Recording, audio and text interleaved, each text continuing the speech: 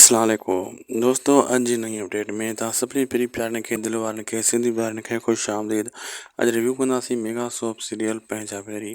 पहिरियों शायदि खोसो वर्क में यूट्यूब चैनल में जेका बि नवां या पुराणा दोस्त आहिनि सभिनी खे अर्ज़ु कंदुसि हिन वीडियो खे लाइक ऐं चैनल खे सब्सक्राइब ज़रूरु करे छॾियो, जीअं हर नई हर सुठी अपडेट तव्हांखे टाइम ताईं मिलंदी रहे। हलूं था अपडेट जी तरफ़। दोस्तों, तव्हां ॾिठो त जाकिर ख़ान कीअं कवर ख़ान जी धीउ यानी सोनी जे इश्क में गिरफ़्तार थी चुको आहे, लेकिन उहा बि जाकिर ख़ान जे इश्क में गिरफ़्तार थी चुकी आहे। हिन ॿिन्ही जो टाको हाणे लॻंदो। अहिड़े हिसाब सां अकबर ख़ान खे फ़िलहालु इहा ॻाल्हि कान वणंदी, यानी हीउ ड्रामो हिकु ज़बरदस्त रोमांटिक मूड में अची वियो आहे।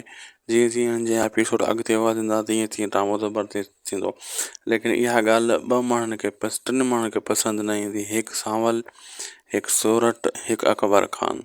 बाक़ी जाकिर ख़ान, सोनी ऐं जेको आहे इन्हनि खे इहा ॻाल्हि उअं ई वणंदी। बहरहाल, तव्हांखे कीअं लॻो ड्रामो? इहो सीन मूंखे सुठो लॻो। जाकिर ख़ान ऐं सोनी वारो सीन ज़बरदस्त मूंखे लॻो। दोस्तों, अगरि तव्हांखे इहो सीन सुठो लॻो त ज़रूरु कमेंट करे छॾिजो ऐं पंहिंजी क़ीमती राय खां असांखे आगाह कजो। मिलंदासीं तव्हां सां कंहिं ॿिए वीडियो में। वीडियो पोइ पंहिंजी पुॼाणी ते। अल्लाह हाफ़िज़।